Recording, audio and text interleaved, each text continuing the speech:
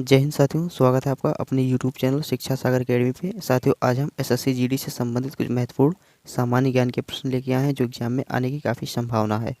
तो साथियों, क्लास बहुत ही महत्वपूर्ण होने वाली है। आपसे विनती है कि आप वीडियो को बिना स्किप किए वीडियो को पूरा देखिएगा। तो चलिए साथियों, बिना किसी देरी के प्रश्नों की ओर बढ़ते हैं। साथियों, स्क्रीन पे प्रश्न नंबर 1 दिखाई दिया है कि अंतर्राष्ट्रीय शिक्षा दिवस कब मनाया जाता है। साथियों, प्रश्न है कि अंतर्राष्ट्रीय शिक्षा दिवस कब मनाया जाता है। तो साथियों, इसका सही उत्तर है ऑप्शन नंबर ए। साथियों, 24 जनवरी को अंतर्राष्ट्रीय शिक्षा दिवस मनाया जाता है।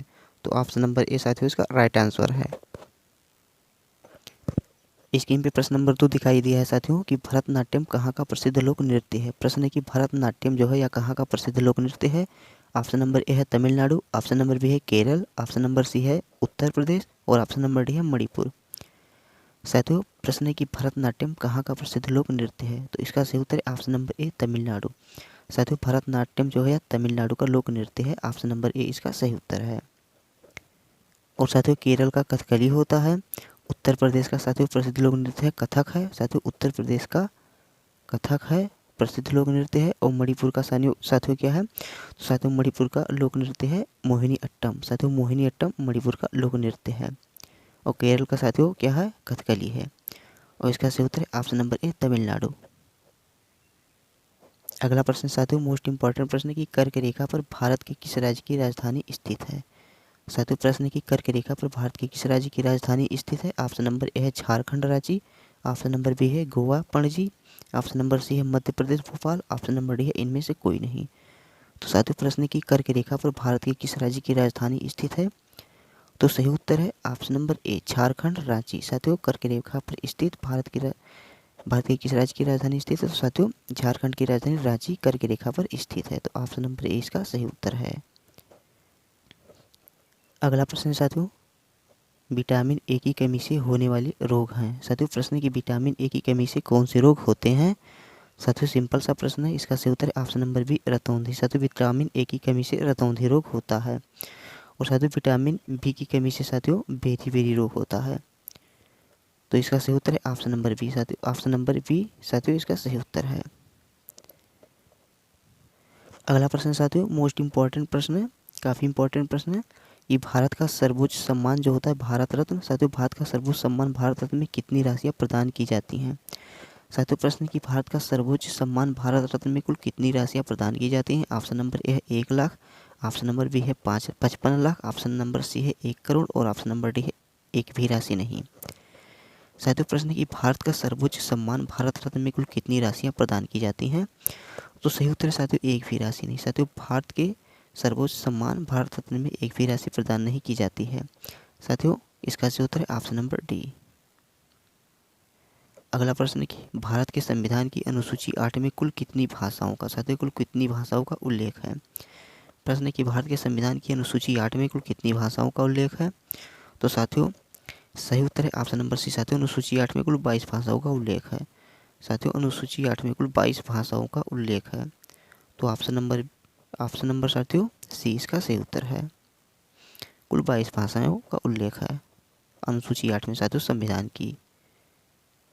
अगला प्रश्न साथियों प्रश्न नंबर 7 है कि अक्षांश रेखाओं की कुल संख्या कितनी है। प्रश्न है कि अक्षांश रेखाओं की कुल संख्या कितनी है। साथियों, मोस्ट इंपॉर्टेंट प्रश्न है कि अक्षांश रेखाओं की कुल संख्या कितनी है। ऑप्शन नंबर ए है 221, ऑप्शन नंबर बी है 121, ऑप्शन नंबर सी है 321 और ऑप्शन नंबर डी है 179।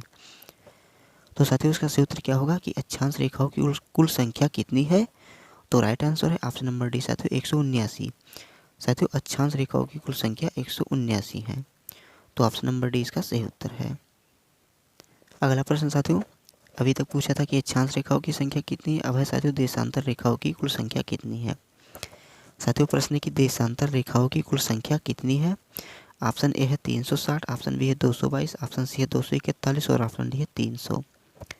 तो साथियों, देशांतर रेखाओं की कुल संख्या 360 होती है। तो ऑप्शन नंबर ए इसका सही उत्तर है। देशांतर रेखाओं की कुल संख्या 360 है। ऑप्शन नंबर ए इसका राइट आंसर है। अगला प्रश्न साथियों मोस्ट इंपॉर्टेंट प्रश्न है कि एग्जाम वॉरियर्स। साथियों, प्रश्न की एग्जाम वॉरियर्स और ज्योतिपुंज, एग्जाम वॉरियर्स एंड ज्योतिपुंज किसकी पुस्तक है। प्रश्न की एग्जाम वॉरियर्स और ज्योतिपुंज किनकी पुस्तक है। ऑप्शन ए है मनमोहन सिंह, ऑप्शन बी है नरेंद्र मोदी, ऑप्शन सी है अमित शाह और ऑप्शन डी है द्रौपदी मुर्मू। तो साथियों एग्जाम वॉरियर्स और ज्योतिपुंज ये प्रधानमंत्री श्री नरेंद्र मोदी जी की पुस्तक है। तो ऑप्शन नंबर बी साथियों इसका सही उत्तर है। साथियों प्रश्न नंबर 9 था एग्जाम वॉरियर्स एंड ज्योतिपुंज किन की पुस्तक है। तो साथियों option number B Narendra Modi ji की है। चलिए प्रश्न नंबर 10 की ओर बढ़ते हैं। साथियों प्रश्न नंबर 10 दिखाई दिया है कि ताजमहल के वास्तुकार कौन थे। साथियों प्रश्न है कि ताजमहल के वास्तुकार कौन थे। ऑप्शन ए है उस्ताद अहमद लाहौरी, ऑप्शन बी है राम सुतार, ऑप्शन सी है ए एंड बी दोनों और ऑप्शन सी है केवल ए।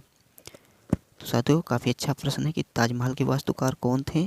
तो साथियों सही उत्तर है उस्ताद अहमद लाहौरी, लेकिन इसमें ऑप्शन नंबर डी साथियों केवल, साथियों प्रश्न केवल ए यानी ऑप्शन नंबर डी इसका सही उत्तर है, केवल ए यानी उस्ताद अहमद लाहौरी।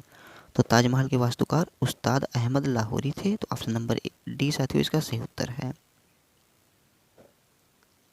अगला प्रश्न साथियों सुंदरवन राष्ट्रीय उद्यान कहाँ स्थित है। साथियों प्रश्न है कि सुंदरवन राष्ट्रीय उद्यान कहाँ स्थित है।